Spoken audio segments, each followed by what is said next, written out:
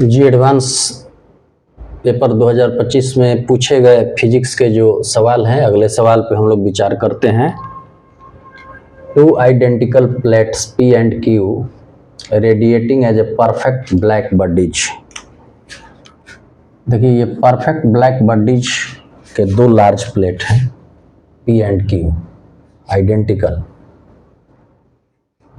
kept in a vacuum at constant absolute temperature Tp and Tq respectively। इसका temperature Tq है, इसका temperature ये P वाले का टेम्परेचर Tp है, Q वाले का टेम्परेचर Tq है, और Tq लेस देन Tp। ये इसका मतलब ये हुआ कि जब लिखा गया है कि Tq लेस देन Tp, तो इसको हम लोग लिख सकते हैं कि Tp ग्रेटर देन Tq। ये फिगर 1 है, ये फिगर 2 है, ये फिगर 1 है। The radiation power transferred per unit area from P to Q which, ये इतना है।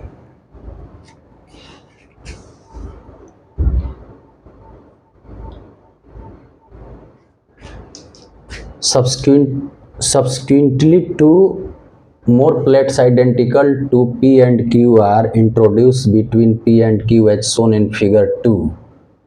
Assume that heat transfer take place only between adjacent plates if the power transfer per unit area in the direction from P to Q, figure 2। Steady state, देखिए steady state की बात कर रहा है, इसका मतलब कि जो हीट फ्लो होगा वो सेम होगा, सेम हीट फ्लो। तो आपको रेशियो निकाल देना है ये।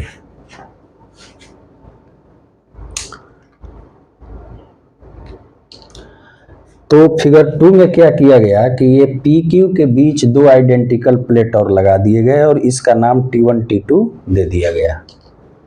ठीक है, ये T1 है, ये T2 है, ये मान लिया गया। मान लीजिए, आप कुछ भी मान सकते हैं, कुछ भी नाम दे सकते हैं, ऐसे दे दीजिए। T1 एंड T2 ही दे दीजिए, T1 T2। तो देखिए सबसे पहले फिगर को समझ लीजिए कि पहले स्थिति थी कि ये दो प्लेट था, तो मान लीजिए कि इससे हीट यहाँ फ्लो किया, ऐसे फ्लो किया, इस तरह से फ्लो किया, तो इस प्लेट से भी हीट ऐसे फ्लो करेगा, ऐसे फ्लो करेगा, ठीक है, ऐसे फ्लो करेगा। मतलब दोनों तरफ से हीट जो है फ्लो होगा। अब चूंकि स्टेडी स्टेट की बात कर रहा है तो हीट फ्लो सेम होगा। तो इसमें अगर WS है तो इसमें भी क्या हो जाएगा, WS हो जाएगा, इसमें भी क्या हो जाएगा, WS हो जाएगा। बात कर रहा है स्टेडी स्टेट की। तो ये प्रक्रिया इसमें भी होगी ऐसे, फिर इसमें, फिर ऐसे, इसमें। अब चलिए आगे विचार करते हैं। ये जो सवाल है वो थर्मो से है, हीट ट्रांसफर से संबंधित सवाल है। तो सबसे पहले इसमें ये निकाल लेंगे कि कितना हीट फ्लो किया। ठीक है, तो इसके लिए जो हम इक्वेशन लिखेंगे वो लिखेंगे सिग्मा ए। देखिए ई का मान यहाँ पे 1 होगा, क्योंकि परफेक्ट ये ब्लैक बॉडीज की बात कर रहा है, इसलिए ई 1 हो जाएगा। और आगे Tp के पावर 4 माइनस TQ के पावर 4, ये तो इसके लिए हो गया। अब चलिए इसके लिए भी 3 इक्वेशन बनेंगे। तो इसके लिए जो 3 इक्वेशन बनेंगे उसके लिए लिखता हूं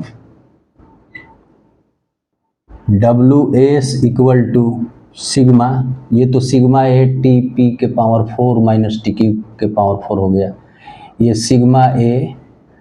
अब ये क्या है, चूंकि हीट फ्लो की स्थिति क्या बता रही है, P टू Q डायरेक्शन है। देखिए P से Q की ओर, मतलब डायरेक्शन ये बता रहा है,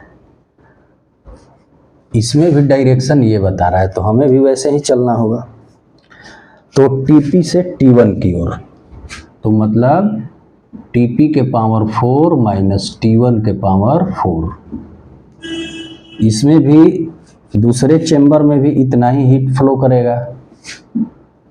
तो ये सिग्मा ए अबरी बार T1 के पावर 4 माइनस T2 के पावर 4, T1 से T2।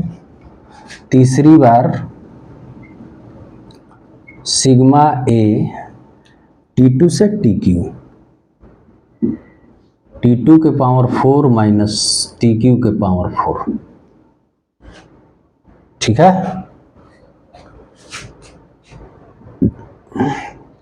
अब इसको क्या करते हैं कि ये जो 3 इक्वेशन है इसको हम लोग ऐड कर देंगे, तो ये 3WS हो जाएगा।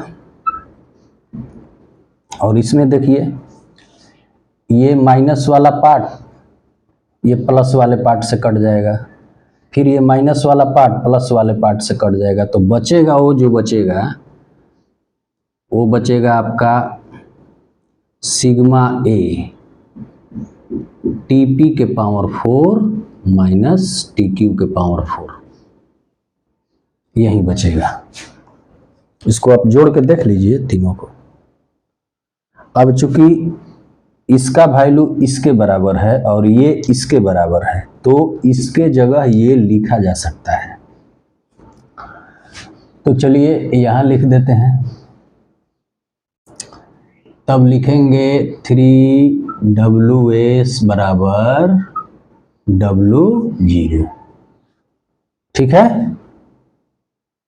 तो अब हमें रेशियो निकालना है इतना बटा इतना का, तो ये बराबर 3 हो जाएगा, इससे 3 हो गया।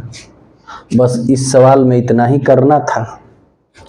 अब चूंकि हम बता दिए कि यहाँ E बराबर 1 रखा गया क्योंकि परफेक्ट ब्लैक बॉडीज की बात कर रहा है, ठीक है, तो उसके लिए वो 1 होगा, इसलिए उसका मान नहीं लिखा गया चूंकि वो इमिसिविटी होता है।